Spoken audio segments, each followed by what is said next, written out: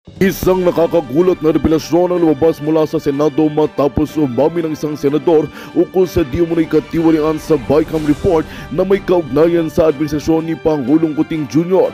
Ayon sa ulat, ng naturang senador ay nagpahayag ng detalye tungkol sa mga irregularidad at manipula ng budget allocations na sinasabing pabor sa ilang matataas na opisyal ng gobyerno. Lumalabas na si Pangulong Kuting Jr. ay maaaring direktang naaapektuhan ng mga pahayag na ito.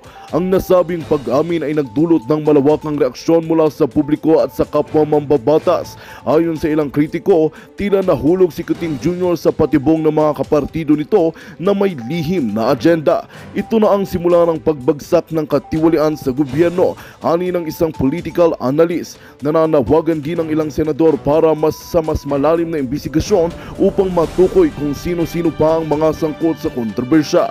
Habang patuloy naman ang imbestigasyon, nangangamba ang administrasyon na ito ay magdudulot ng malaking dagok sa kredibilidad ng Pangulo. Samantala, ang publiko ay nananawagan para sa hustisya at transparency sa paggamit ng pondo ng bayan. Sa mga susunod na araw, inaasahang mas marami pang detalyang ilalabas ukol sa naturang kontrobersya na maaring mabunyag ng mas malalaking pangalan sa gobyerno. At yan nga ang balitang ating pakakatutukan. Ngunit bago ang lahat, siguraduhin mag-subscribe at i-hit ang notification bell para sa patuloy na pagtutok sa mga silyap ng bagong balita sa tunay na boses ng masa.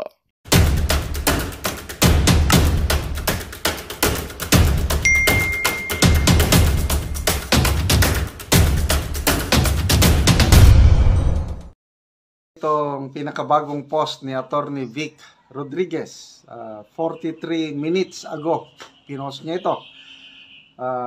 Title niya is Slam Dunk Evidence. Mahilig sa basketball siguro itong si Attorney Vic. Kasi kung nakashoot ka, pag na-slam dunk mo pa, ibig sabihin malakas yung matindi ang dating sa kalaban. Naka-slam dunk ka again sa kalaban eh. So, ebidensya ito tungkol sa blank items sa BICAM report. So, ito ang kanyang post. Ang ebidensya ay hindi nagsisinungaling. Ang larawang ito, yan, mayroon siyang, ito, yung may mga highlight niya. Ang larawang ito ay nagpapatunay na pirmado, ratipikado, at inihain bilang enrolled bill ang final bicameral conference committee report na puno ng blanco. Ito na, ebidensya na ito. Abogado ito ha. Ilang years na ba siyang trial lawyer? Ang tagal na eh. Basahin ko yung dokumento. Yan, na-highlight oh. Yan, oh. Yan, oh. Nandiyan yung mga blanco. So, basahin ko. Republic of the Philippines, 19th Congress, 3rd Regular Session. Oh, mayroong receive House of Representatives. Conference Committee Report. The Bicameral Conference Committee on the disagreeing votes of the, hindi ko na mabasa na, House Bill number, ito, may House Bill number. Ito na yung enrolled bill. House Bill number 10800, titled, ito ang title na, ito na, enrolled bill na ito. An act appropriating funds for the operation of the government of the Republic of the Philippines from January 1 to December 31, 2025.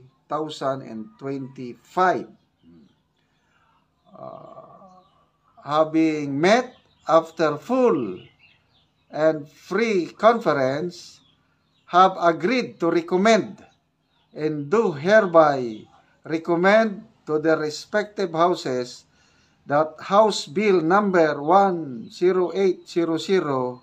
be approved with amendments as follows. Yan na. Nandyan na po yung mga projects, amount, tapos may mga blanco.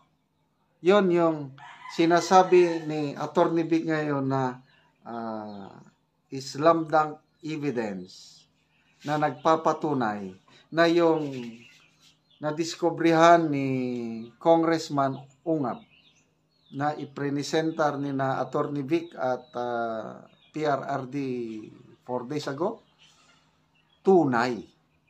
Permado ito, may mga may mga nakapirma eh. So hindi siya draft. Bilahin kitong nakapirma. 1, 2, 3, 4, 5, 6, 7, 8, 9, 10, 11, 12, 13, 14, 15. Yan ang pumirma. So, sabi nga dito is pirmado, ratipikado at inihain bilang enrolled bill. So, blanco. So, ang dapat makita natin ngayon as suggested by ex-Senator Lacson, ito, blanco, itong kopya ni na Attorney Vic, blanco.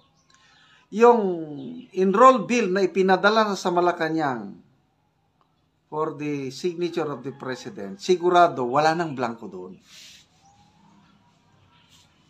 Kasi hindi pipirma ng Pangulo pag walang blanco. Para makita yung kaibahan. Yun na, pag nakakuha tayo o nakakuha si Attorney Vic o ang mainstream media ng kopya ng enrolled bill yung pinadala na sa Office of the President, patay silang bata ka. Patay kang bata ka. Sabi ni Attorney Vic Rodriguez sa isang live stream niya, ang Philippine Star, ang balita at iba pang mainstream media, official na nag-request na ng kopya sa Kamara o Kongreso, yung kopya ng enroll bill, baka ito na. I don't know kung ito na ba, nakakuha na, kasi bagong ebidensya ito eh. So kung ito na yung enroll bill na blanco, baka ang nag-fill up doon na sa palasyo. Hindi pa malinaw ngayon. Kaya lang dito, malinaw na ang hawak ni na Attorney Vic ngayon is pirmado, ratipikado, inihain bilang enroll bill ang final bicameral conference committee report na puno ng blanco. Yan na po ang gagamitin nila na maghain ng reklamo sa Korte Suprema. Kaya, yan, may natakot na dyan, may nagponsyo Pilato na, hindi kami mananagot dyan, bahala ang mga congressmen, mga senador, sila ang gumawa dyan, o sila ang, former Supreme Court Chief Justice, yung nagsasabi, alam niya ang batas. Kaya, sino kaya ang mananagot dito? Nako, may isang congresswoman na tumatakbo sa media. Yun, si Congresswoman Stella Kimbo, kawawang mga media. Kagabi, alas 9 ata, patapos yung hearing ni Congresswoman Kimbo, hinihintay ng media, hinabol siya ng media, ayaw talaga magpa-interview. Rush daw o busy daw. Ay, nako. Ano ba yan? Kaya binatikos siya ni Attorney Vic Rodriguez na karapatan ng taong bayan na sagutin ang tanong paano napilapan ang mga blacks. Okay. So, Vice President, makatarungan sapagkat pera ng sambayan ng Pilipino yon. Subalit dapat pare-parehas, dapat batas. Kung sisilipin mo yung paggamit ng confidential funds ng Office of the Vice President, dapat lahat ng gumagamit silipin mo. Yan. Sapagkat Correct. yun ang diwa ng tunay na transparency. Hindi pwedeng meron kang tinititigan, meron kang tinitingnan lamang. Pero, Atty., naniniwala ba kayo na hindi lahat na mga tanggapan ng gobyerno ay dapat bigyan ng intelligence and confidential funds? Dapat yung may mga law enforcement and intelligence gathering function ang bigyan ng intelligence funds.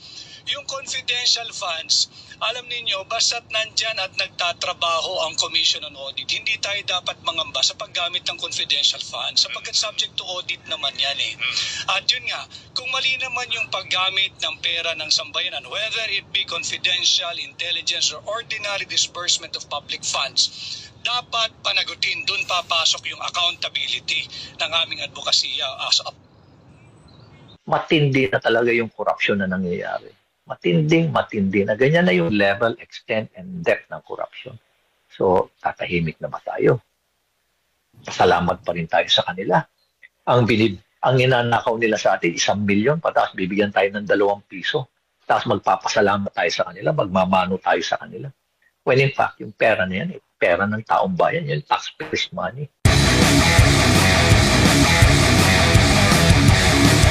Sir, merong pahayag din po si Baguio City Representative Mark Go na pinupolitika nyo raw itong aid distribution po matapos po ninyong ibulgar itong 7-7 scheme at itong panibago na naman na 30-30-30 na scheme po. Kayo po daw ang namumulitika dito sa programa ng gobyerno. Ulitin ko, Admar, may nagsisinungaling dito. Totally nagsisinungaling dito. Pero sigurado akong hindi ako. Kasi isa rin sa naging vocal din dito na isinapubliko rin nung naitanong ko si itong Duterte Youth Party List, no? At kinumpirma nga niya na minsan na rin siyang inoferan nitong nabanggit po ninyo na 777. Isa lang siya sa vocal at nabanggit nyo nga po may mga kongresista din na lumapit sa inyo pero hindi lang talaga naglakas loob na banggitin na ito kasi alam nyo na sa panahon ngayon merong mga nagigipit. Sa tingin nyo po, ano po ang dapat tandaan dito ng publiko po, Mayor, dito sa Garapalan na parang sa kanila yung pera at nabanggit mo nga yata sa isang panayam, pag naubos na yung kanilang budget sa mga nabanggit na ayuda, pwede pa silang mag-reload. Parang bala lang, mag-reload ulit para magkaroon ulit sila ng bigayan po ng ayuda, Mayor. Well, alam mo, hindi na natin mapigilan yan. Hindi na natin mapigilan. Magbibigay sila talaga magbibigay na ayuda. Ang taong bayan siguro, wag na lang magpasalamat. Ang taong bayan na lang magpasalamat. Pera naman namin yan eh. Palalabasin nyo may utang na loob kami sa inyo. Hindi. Karapatan nyo yan. Trabaho nyo yan na siguraduhin na maging maayos yung aming buhay. Ganun dapat ang pag-iisip ng taong bayan. Huwag tayong tumanaw ng utang loob dahil niluluto lang tayo sa sarili ng nating mantika. Pangalawa, alam mo, Dave, Edmar, yung ipinapamigay pa nilang pera sa atin, hindi pa yan yung mga ninakaw nila sa porsyento. Hindi pa yan yung mga ninakaw nila being the contractor at supplier. Iba pa yun. Intact pa yung pera na yun. Buong-buo pa yun. Pera nila na ninakaw. Hindi katulad noon. Na kung ano ninakaw nila, pagdating na eleksyon, gagastusin nila. Ito, ngayon, hindi. Intact yan. Ang pinapamigay nila sa atin ngayon, ito yung mga ayuda pa lang. Na nakuha pa lang nila. Na natanggap pa lang nila galing sa Office of the Speaker. Yan pa lang yun. So, kita mo, matindi na talaga yung korupsyon na nangyayari. Matindi na. Ganyan na yung level, extent, and depth ng korupsyon. So, tatahimik na ba tayo? Pasalamat pa rin tayo sa kanila. Ang inanakaw nila sa atin, 1 milyon, tapos bibigyan tayo ng 2 piso. Tapos magpapasalamat tayo sa kanila, magmamano tayo sa kanila. When in fact, yung pera na yan, pera ng taong bayan, yung taxpayers' money. Opo, Mayor. Huli na lang, Mayor, no? Dahil speaking of pera ng bayan, merong bagong revelasyon din tungkol doon sa blankong items o sa BICAM report ng 2025 national budget. Kayo ho ba, Mayor, naniniwala dito? At ano ho bang masasabi ninyo? Ako natataransan ako. Nagugulat ako na ganyan nakatindi yung kanilang yung lakas ng loob na gawin yan. Totoo nga naman, wala talagang blanco doon sa GAA 2025. Kasi yung pirma ni Presidente, talagang walang blanco na doon. Naayos na yun eh. Pero ang dapat patunan ng pansin, yung BICAM report, which was the basis of the GAA. na pinirmahan ni Presidente. Diba? Bakit? Why is it na blanco yun? Yan siguro ang itatanong natin. Why is it na pumirma kayo na alam nyo na blanco? Merong arrangement siguro nangyari. Hindi ko alam. Ano? I do not like to speculate. Pero siguro baka meron lang arrangement na nangyari. Okay? Kaya they were just so complacent. They were just so confident na hindi mapapansin. Alam mo po, lagi-lagi mong ginagawa. Lagi-lagi mong ginagawa yung katiwalian. You feel so confident na akala mo, ay okay lang. Tahimik ang bayan. Gawin na lang natin to, hindi na mapapansin to. Basta importante, abutan na lang natin sila ng pera, tatahimik na yung mga yan. Pera-pera lang naman yung taong bayan na yan. Ganun ang pag-iisip nila. Napansin ngayon. Ulitin ko, totoo nga na wala talagang blanco yung pinirma ni Presidente. Pero why is it na pumirma sila sa resulta ng BICAM report na blanco? Na ipinapakita. Ako naman nakikita ko yung pinapakita sa akin. Hindi na maglalakas na loob itong mga nagpapakita nito. Yung mga dating mga sila Congressman Ongab, si President Duterte, sila yung iba pang mga nag-examine nun. Pati nga yung mga kakilala kong lawyers, nakita nila, sabi nila. But there's an anomaly here. Why sign? No less than Senator Amy Marcos re-echoed yung kanyang concern noong December pa nga. Sabi niya, bakit ko pipirman? Blanco. May mga blanco. So ano ibig sabihin niya? Diba? Malamang, highly potential, highly probable na totoo nga. So, anong nangyari? Ano ba mga arrangements dito? Po. So, ibig sabihin nito, Mayor, hindi nagsisinungaling ang dating Pangulong Duterte dito sa, hindi fake news, itong na-discover nilang mga blank items dyan po sa BICAM report. Yung reference kasi ni President Duterte, yung BICAM report. So, kung yung reference dyan, meron talaga siyang original na copy o kaya siya may kopya nun, at very reliable din naman yung kanyang mga sources dahil nga dating ang mga nasa appropriations alam niya kung ano sinasabi niya. Hindi naman basta magsasalita yan si President Duterte nang wala siyang katibayan. Di ba? In the same manner na si President Marcos, nagsasabi rin na totoo na wala talaga yung GAA, na blanco yung GAA kasi yun ang tinirmahan niya Nalagyan na yon. Kumbaga, mga po na yon. No? Pero siguro, ang pagtunan natin ng pansin, pag-usapan natin yung BICAM report. Ano ba talaga ang totoo doon sa BICAM report? Kung sinasabi ng ibang mga mambabatas na, walang blanco. Ipakita nyo na walang blanco talaga yung BICAM report. Doon tayo sa BICAM report. Huwag natin tingnan nyo sa GAA. Po. So totoo yung sinabi ni Vice President Sara Duterte noon, kung maalala po ninyo, na may 2 tao lang sa Pilipinas ang nagde-decide sa pondo ng bayan. Alam mo, I'm inclined to support that Kasi based sa mga narinig ko, binanggit sa akin, talagang ganun na yung nangyayari. Na may truth no sinasabi ni Vice President Sara. So, mananahimik na lang ba tayo? Tatahimik na lang ba tayo na alam na natin na something is wrong with the way they are doing things? They're managing our finances. Tatahimik na lang ba tayo? Okay, medyo mahinang signal. So, makita nyo, pag sumagot si Attorney Vic, hindi na yun, parang may stock knowledge na siya, direct to the point ang sagot niya. Makikita mo yung kanyang husay, talino, at saka yung honesty niya, mararamdaman mo, hindi siya nagsisinungaling. He speaks from his heart. Kaya una kong bumilib kay Attorney Vic nung kampanyahan ng May 2022 election. Dahil siyang spokesperson ng BBM camp, siyang humaharap palagi sa media. Apart from transparency, dapat klaro yan, yung accountability. Panagutin natin lahat ng mga Nako, mahina po ang signal. Ulitin ko. Nung spokesman pa siya ng candidate BBM, napaka ganda yung pagharap niya sa media, yung mga paliwanag niya. Ako, nakaka-enlighten. Hindi siya mayabang, down to earth, very friendly siya sa media. Kaya doon na ako unang bumilib o rumispeto sa kanya nung panahon pa ng kampanyahan na siya ang umarap sa media, and actually siya ang overall campaign manager. Kaya nagkaroon siya ng libro na Kingmaker. So, ang daming gustong bumili itong librong ito. I don't know, naubusan na ata ng kopya. Ako naman pinalad dahil mismo si Attorney Vic ang nagpadala sa akin ng libro. Kinuha niya yung address ko, pinadala.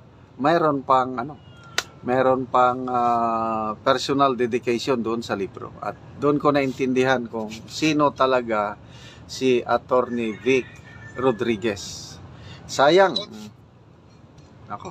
Mahina ang hindi man. Anyway, sayang yung mga ganitong tao sana ang talagang magtatagal ng serbisyo sa gobyerno. Kung nagnanakaw ng pera ng gobyerno. Yun, at nabanggit mo na rin yung mga nagnanakaw ng pera ng gobyerno. Kasi CAF ay nadidikit din po sa issue ng corruption.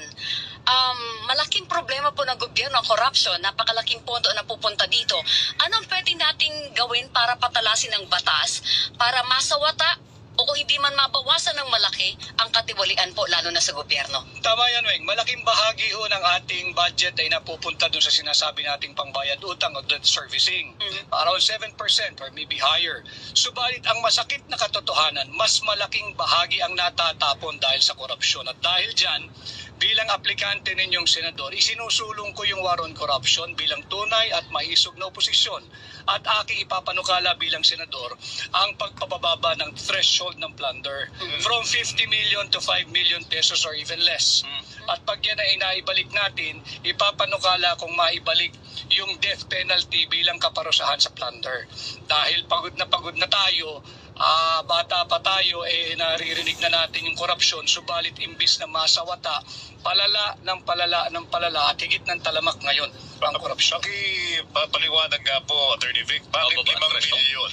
Bakit, why that figure? Because it can even be 1 million, Joel. Sapagkat walang dahilan na tayong apat ay nag-uusap dito kaharap ang mga sambayan ng Pilipino na hindi man natin makasuhan yung mga nagnanakaw sa ating tiwali sa gobyerno ng plunder or pandarambong sapagkat hindi pa umaabot ng 50 million pesos. Ang pagnanakaw ay pagnanakaw kahit ano pang halaga yan. At base na rin, lagi kong sinasabi, kahit sa banal na kasulatan, ang sabi lang doon, thou shall not steal. Huwag kang magnakaw, period. Walang kondisyon na huwag kang magnakaw ng 50 million kundi mapaplunder ka. Death penalty para sa plunder, sir, sinubukan na yan sa Kamara pero hindi nagtagumpay. What will make it work now? I think iba ang kondisyon ngayon. Galit higit ang mamamayang Pilipino dahil nakikita nila grabe ang korupsyon. At all levels, nakikita yan. Not only because I am running for senator and I'm speaking this way, no. Dama ng ordinaryong Pilipino yung lantarong korupsyon with what's happening with our mangled and unconstitutional 2025 budget. So nakikita at alam ng tao yan. At katanggap-tanggap ngayon na ibalik yung kaparusahang bitay sa plunder. At hindi rin anti-poor ang aking panukalang ito sapagkat wala naman nagnakaw sa gobyerno na mahirap. Meron ako naalala ni Barry Melo at ni Rowena ito. Merong insidente noong nakalipas na administrasyon Duterte. Merong issue tungkol sa pagnanakaw ng pera ng bayan. Tapos parang ginawa yatang 49 point. Yes. Tatanda mo yung Weng? Binawasan ng 1,000 para hindi sa umabot plunder ng 50 threshold, di million. ba? Attorney Vic? Yung sa kaso sa immigration. Sa immigration, di ba? Oo, so good thing merong ganitong klase ng panukala. Kaya lang magdidebate tayo doon sa figures. Sinasabi ko, Threshold na 5 5 million. million di ba? Sir, baka magkaubusan ng tao sa gobyerno. Be lower, okay. Baka magkaubusan ng tao sa gobyerno pag ginawa mong 1 million. Hindi ba't mabuti yun? So, we Filipinos, ordinary folks can get a reprieve from the daily occurrence of corruption. Like the 1.4 billion pesos daily being used apparently for flood control funds. Nasaan yun? Ayun. Okay, babalikan natin yan. Baka mahaba-habang usapan pa yan. Dahil dalawang topic ang na-touch mo dyan, corruption at pati yung pagbabalik ng death penalty. Yes. Pero attorney, meron tayong problema, maliban sa problema natin sa mga corrupt. Merong nanliligalig sa atin eh. Hindi naman Pilipino ito eh. mga mga Chinese ito, hanggang ngayon nandiyan pa rin sila, yung monster ship, para ba sa ikatatahimik at ikapapalagay ng loob natin, kasi peace and stability pinag-usapan natin, ano pwede natin gawin dyan? Kulang pa ba ang batas? Kasi may dalawang batas tayo, Maritime Zones Act, meron tayong Archipelagic Sea Lanes Act. Bagong-bago itong mga batas na ito, pero mukhang hindi pinapansin ng China at nandyan sila ngayon. Ano ba pwede nyo pang idagdag dyan pag kayo nahalal na senador? Unang-una, kailangan klaro sa atin na ang pangunahing arkitekto ng ating foreign policy ay ang Pangulo ng Republika ng Pilipinas. Subalit bilang senador, maaari naman nating gabayan kung sino man ang Pangulo at magiging Pangulo na kinakailangan we have to be more diplomatic in trying to ease the tension there in the South China Sea. We have to help diffuse and de-escalate the tension. Di ba natin ginagawa ngayon yan? Hindi tayo pwedeng sumunod melo doon sa itinutulak na interes. Hindi interes ng Pilipino to eh. Interes ito ng ating banyagang alyado, yung American interest. We cannot follow their interest. It is not in our interest to go to war with China. I am not acquitting China of their many wrongdoings. Marami silang mali. Subalit, ang choice mo lang, pagka ganyang usapin, dalawa. Kaya mong makipagdigma o makipag-usap tayo. And let's be real. Hindi natin kayang digmaan at hindi natin interes yan. Makipag-usap tayo. Let's help diffuse and de-escalate. Let's open the corridor for more diplomatic means of resolving the problem. Itigil natin yung warmongering, itigil natin yung what we call megaphone diplomacy. Yung salita ka lang ng salita ng kung ano-ano. Because we have to consider, Joel, yung mga Pilipino na nasa teritoryo ng China, yung nasa Hong Kong, yung nasa Macau, yung nasa mainland China, paano kung magkaroon ng retaliation? Hindi ang gobyerno ng China, I don't think they'll do that, kundi yung mga mamamayan ng China, doon sa lugar at sakta ng ating mga Pilipino. Sinong mananagot doon? Meron din naman mga Chinese dito. Ganun din ang pwede. Pero hindi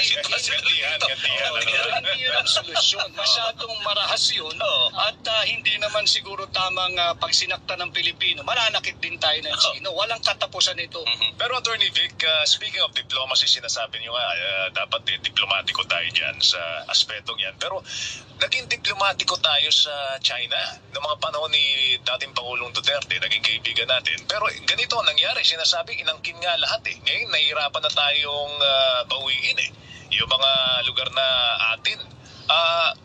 Meron ba kayong panig doon? Masyadong naging palakaibigan ang Duterte administration na ngayon ay malala na sitwasyon, hindi na natin mabawi. Kasi titingnan mo, Joel, nawalan tayo ng teritoryo yung Scarborough. Hindi panahon ni Pangulong Duterte yan. Correct. Panahon niya ni Pangulong Aquino. Noong nagkaroon ng panlilinlang na sinasabi nga ay sabayang pag-withdraw ng ating gray ship. Tinanggal yung ating gray ship na natili yung gray ship ng China. At hindi na tayo makabalik. Hindi mo na makukuha yun. Gigirahin mo sila, hindi nga natin kaya eh. And then ito naman, yung sa kasalukuyang administrasyon, nawala din yung Escoda Shoal. Kasi nga, umatras din yung ating BRP Magbanwa eh. At naubusan ng gasolina. Hindi mo na rin makukuha yun. But during the time of President Duterte, ang kanyang foreign policy, ako'y sangayon doon, na hindi siya exclusive, all-inclusive. Makipagkaibigan tayo sa lahat, makipag-usap tayo. Nagtampo lang yung ating matagal lang alyado at treaty ally na Estados Unidos. Kaya ako ano-anong bersyon na ng kwentuhan na nangyari. Subalit nung panahon na yun, malayang nakakapangisda ang ating mga mangisda. Doon sa lugar na ngayon ay hirap na hirap sila mangisda. Yun ang katotohanan. Pwede ba sabihin nagkamali si dating presidente na pumaling siya?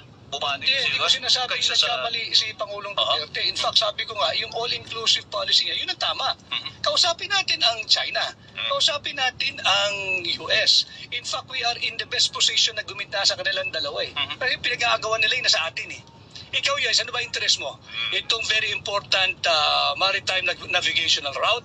Ikaw China, ito rin ang interest mo. Nasa akin to eh. Umupo kayong dalawa, kayo makinig sa akin. Pero ang impression, Attorney Vic, inaway ng dating Pangulong Duterte, mga Amerikano. Hindi lang kasi matanggap ng Amerikano na hindi lang Magandang balita ang hatid namin sa inyo ngayong araw. Sa pagtatapos ng aming balitaan, nagbigay kami ng mga mahalagang impormasyon.